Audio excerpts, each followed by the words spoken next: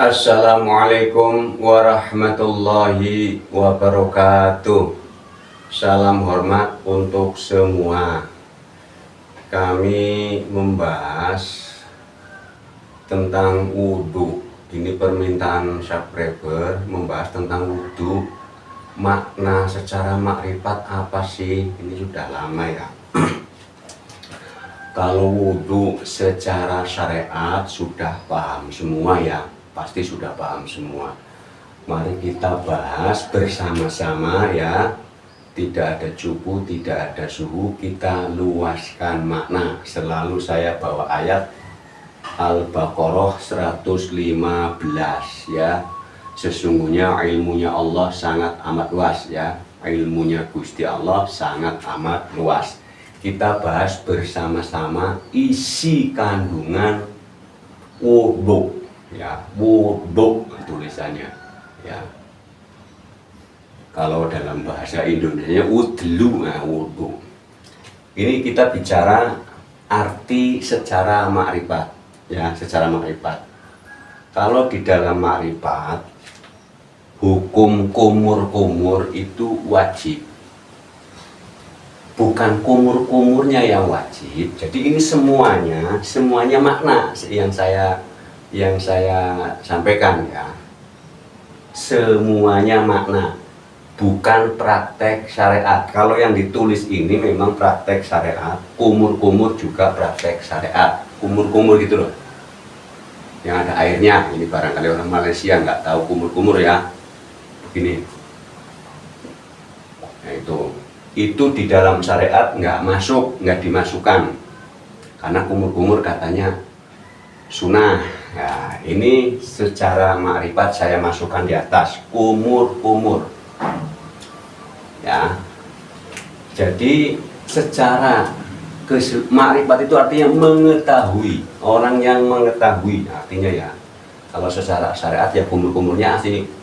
Apa sih arti kumur-kumur? Secara maknawiyah jiwa, membersihkan ucapan kita. Jangan asal bicara kalau belum tahu isinya. Ya judulnya ngerem, menahan diri kalau belum tahu ya.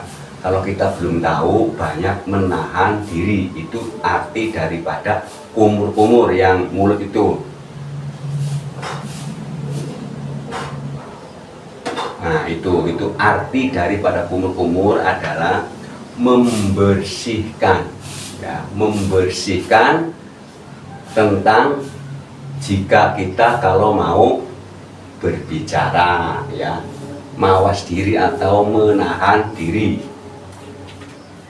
Ini ya, ini kalau yang syariat kan satu niat ya, ini kedua membasuh seluruh muka. Ini niat juga wajib, bukan cuma nawaitul ya, nawaitul wudu li rafil hadasil asyuri fardholillahi ta'ala. Ini niat zahir, niat batinnya bersungguh-sungguh. Berarti batinnya untuk satu, yang ini pertama, cara mengucapkannya hati-hati. Apa saja, di hal apa saja, hal umum, nggak cuma di hal ritual ibadah saja. Yang kedua, membasuh seluruh muka, membasuh seluruh muka. Artinya muka kita di saat dibasuh, perilakunya memandang sesuatu apapun ya, memandang sesuatu apapun berarti harus alhamdulillahirabbil alamin. Ayat 2 suratul Fatihah, memuji, jangan menghina karena sudah disucikan. Kalau sudah disucikan berarti memandangnya hati-hati, jangan main olok-olok. Ini ayatnya ya. Kemanapun kamu menghadap, seluruh alam ini ciptaannya, ini semua lengkap ini ya. Jadi kalau sudah dibasuh mukanya, sudah dicuci mukanya, memandang kemanapun hati-hati, jangan langsung begini, jangan langsung menjustis. Pokoknya hati-hati. Diperintahnya di Al-Fatihah disuruh memuji, melihat apapun karena ciptaannya Gusti Allah. Ya, karena semua ciptaannya Gusti Allah. Jadi kalau sudah dibasuh mukanya, berarti kita siap-siap kalau memandang siapa itu ya hati-hati cara bicaranya ya. Jangan gampang mengkafirkan orang, jangan ya. Jangan gampang memurtadkan orang, jangan ya, hati-hati. Yang ketiga, membasuh kedua tangan sampai siku. Nah, kenapa kok sampai siku, nggak sampai sini? Kenapa? Filosofi dalamnya, ya, filosofi makna dalamnya. Kita jangan suka mengambil punya hak-hak orang lain. Tangan kanan jangan gampang menandatangani sesuatu yang tidak baik. Ya, teken itu tanda tangan. Kalau sudah dicuci berwudu, ya hati-hati tanda tangannya. Hati-hati tangan mengangkat bukan haknya. Jangan nempeleng, ya, jangan mukul. Nah, itu kalau sudah dicuci wudu, ya jangan buat mukul, buat yang baik-baik karena sudah dicuci tangannya. Buat ngangkat yang bagus-bagus, ya. Itu aja. Jadi yang berapa ini? Nah, 4, mengusap sebagian rambut. Nah, ini kalau rambut kita ini luas banget, mohon diluaskan ya. Barangkali kami kurang luas, mohon diluaskan ya. Ilmunya Gusti Allah sangat amat luas ya. Al-Baqarah 115. Mengusap sebagian rambut. Kenapa? Kalau rambut kita sudah diusap, ya, disucikan, di saat kita melihat rambut seseorang, jangan menghina. Ya, jangan menghina karena rambut itu termasuk kategori mahkota. Jangan paling tinggi ya. Jangan menghina orang, jangan asal hina. Artinya kita juga, oh rambut saya udah diusap. Ya, istana apa namanya? Yang di atas itu mahkota udah diusap. Hati-hati cara mengucapkannya kepada siapapun ya. Menilai kalau begini ya, jangan. Karena paling tinggi, siapa yang paling tinggi, siapa yang ada di bawah, hati-hati. Rambut itu ibarat yang paling tinggi ya, ibarat ini ya. Jadi kalau lihat rambutnya orang ada yang kriwil, ada yang gondrong, ada yang sampai sini, ada yang di bagaimanapun, ada yang dimerahin, ada yang dibiruin, disemir, itu kita diam saja ya, biasa saja, jangan langsung, wih rambutnya disemir, wih rambutnya merah, wih rambutnya biru, jangan. Nanti kembali kenapa kita, maknanya luas ya, kenapa kita harus mengusap rambut. Ingat juga rata-rata rambut tumbuhnya hitam, nanti putih, katanya guyonnya saya sekarang rambutnya putih mau menjadi aliran putih katanya, dulu rambutnya hitam aliran hitam. Nah, itu hanya filsafat biasa ya, ya untuk mengingatkan, karena masalah rambut putih itu nggak cuma tua, anak-anak juga tuh. Nah, terus membasuh kedua kaki sampai mata kaki. Berarti kaki kalau sudah dibasuh, nginjek bumi permisi. Nah, ini luas banget. Sudah dibasuh loh. Jangan main injek. Apalagi buat nginjek orang, hati-hati. Ya ini pokoknya ini pensucian mata kaki. Kalimatnya kenapa sampai mata kaki? Artinya kaki itu disuruh punya mata.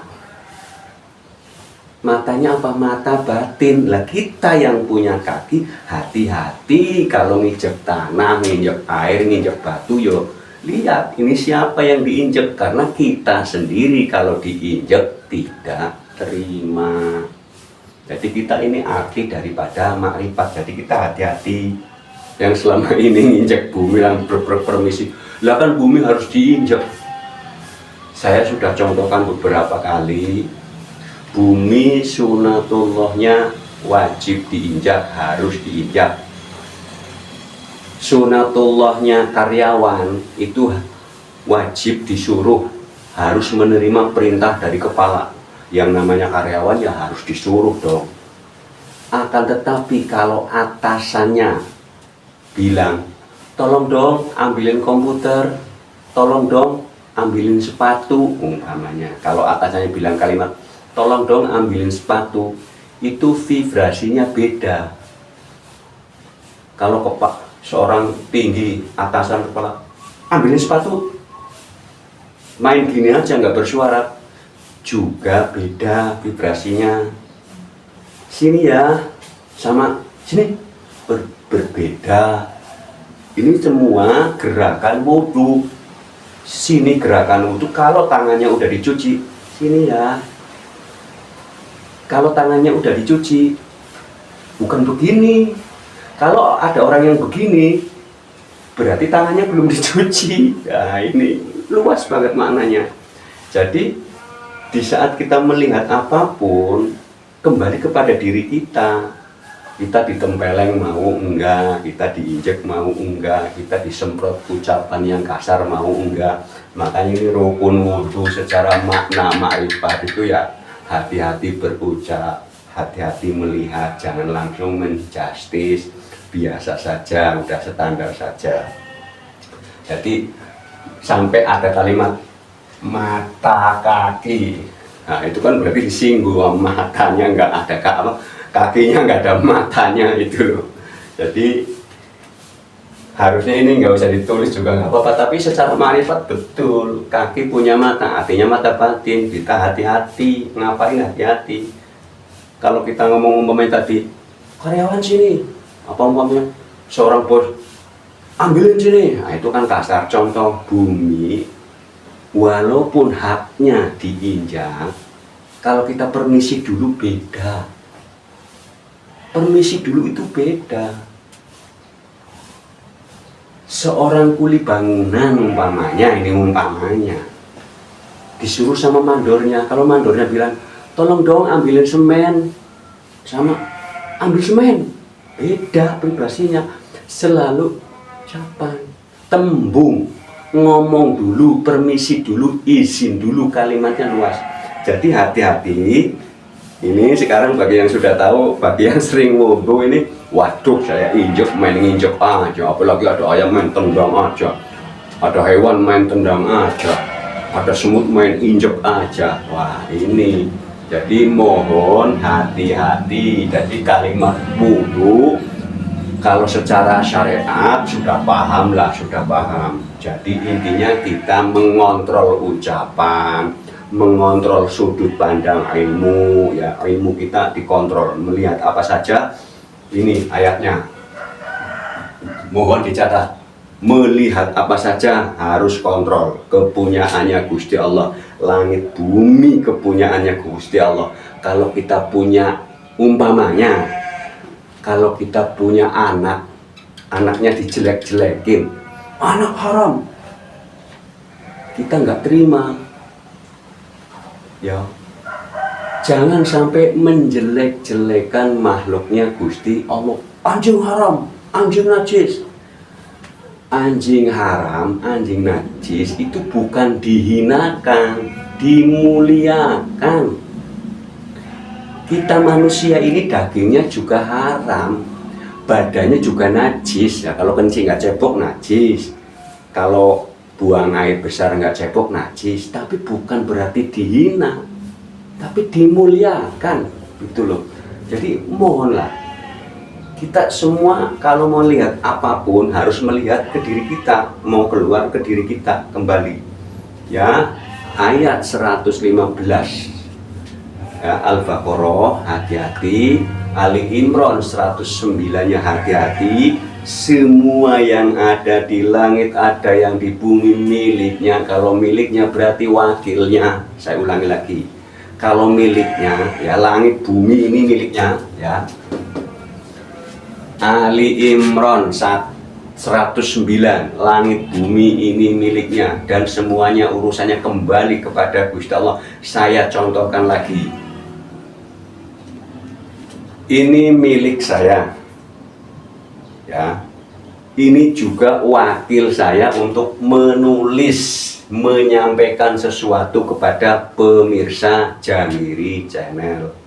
Langit bumi miliknya, berarti juga wakilnya. Ada videonya berjudul Tugas Para Wakil Tuhan, ada ya, yang background warnanya itu apa itu, hijau ya, hijau apa biru ya, apa ungu ya.